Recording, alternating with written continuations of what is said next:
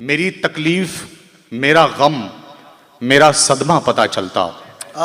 मेरी तकलीफ, मेरा गम, मेरा सदमा पता चलता। कोई तेरा बिछड़ता तो तुझे मेरा पता चलता।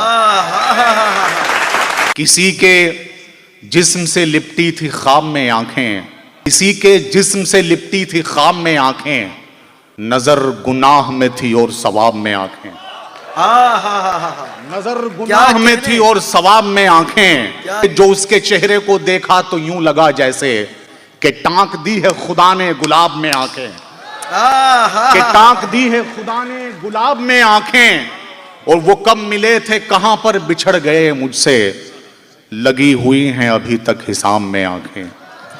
लगी हुई हैं अभी तक हिसाब में आंखें। जो उसने पूछा तुम्हें याद है मेरी सूरत, तो मैंने भेज दी उसको जवाब में आंखें। तो उसने पूछा तुम्हें याद है मेरी सूरत, तो मैंने भेज दी उसको जवाब में आंखें। बहुत मिस्टेक होती जा रही है, बहुत मिस्टेक होती जा रही है। क्या कहने, मोहब्बत फेक होती जा रही है। वाह वाह वाह वाह, मोहब्बत फेक होती जा रही है।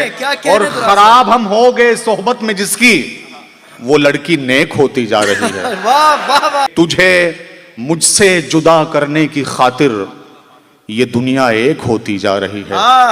बहुत से शायरों की शायरी भी पढ़ के आई है, वो कम उम्री में पीएचडी गमों पे करके आई है।